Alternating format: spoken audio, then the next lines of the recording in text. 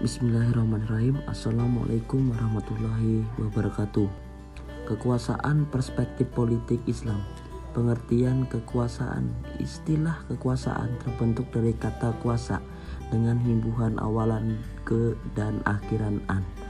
Dalam Kamus Besar Bahasa Indonesia, kita kekuasaan diberi arti dengan kuasa, mengurus, memerintah, dan sebagainya.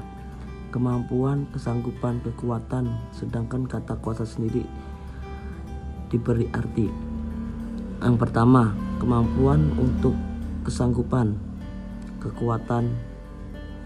Kedua, kewenangan atas sesuatu atau untuk menentukan, mengurus, dan sebagainya. Makna yang mendasar dari kekuasaan dapat disimpulkan dalam 3 arti, yaitu kemampuan, kewenangan, dan pengaruh. Pengertian politik. Politik berasal dari kata politik yang menunjukkan sifat pribadi atau perbuatan. Politik adalah cara dan upaya menangani masalah-masalah rakyat dengan seperangkat undang-undang untuk menjadi kemaslahatan dan mencegah hal-hal yang merugikan bagi kepentingan manusia. Politik atau siasah dalam pandangan Islam tidak hanya sebatas kebijakan-kebijakan dalam urusan pemerintahan dalam dan luar negeri, tetapi termasuk pada kebijakan-kebijakan dalam institusi terkecil sekalipun, seperti rumah tangga.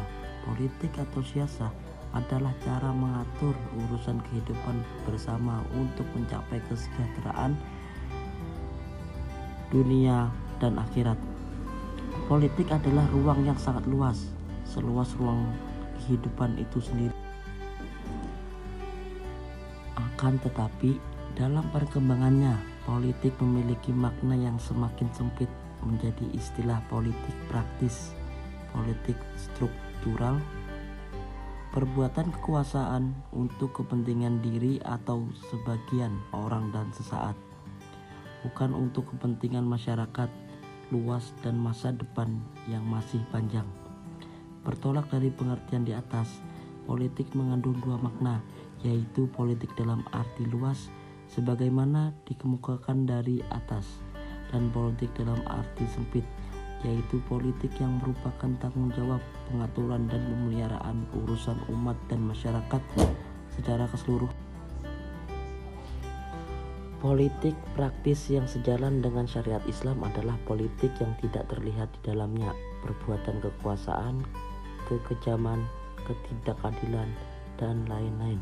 Karena Islam meletakkan dasar pengaturan dan pemeliharaan urusan umat di atas landasan hukum-hukum Allah, bukan pada kediktatoran penguasa atau keinginan sekelompok orang.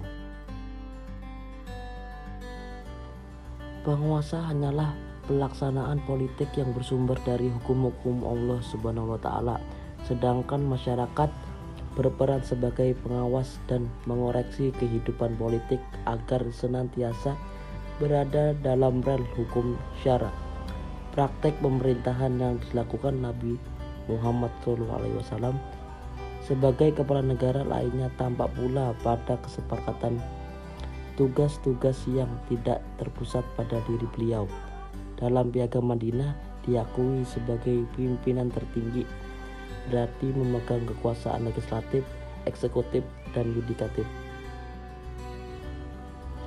Islam telah mengonsepkan bagaimana seharusnya hubungan antara ketiga lembaga itu. 1.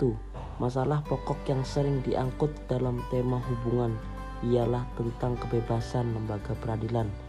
Mengenai hubungan antara lembaga yudikatif dan eksekutif, bentuk penegasannya tidak terlampau sulit. Misalnya, cara mengatur kedudukan pengadilan dan cara mengangkat para hakim.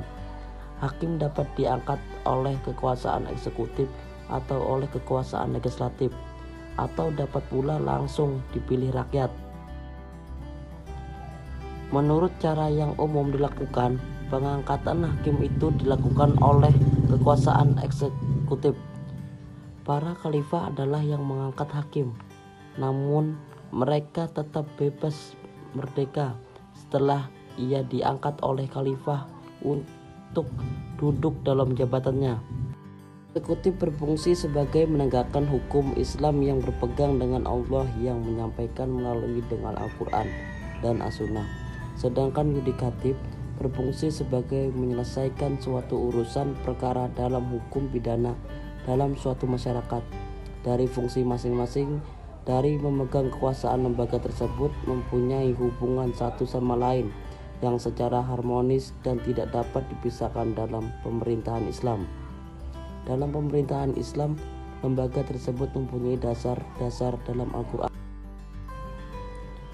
Dengan pembahasan ini diharapkan dapat memberikan gambaran tentang politik dan kekuasaan menurut konsep Islam, sehingga dengan demikian umat Islam yang bergelut dalam bidang politik hendaknya melakoni perpolitikan dengan tidak meninggalkan nilai-nilai Islam dan prinsip-prinsip ajaran Islam yang mengatur tentang bagaimana berpolitik dan tentang bagaimana menempatkan kekuasaan sebagai amanah dari Allah Subhanahu wa taala.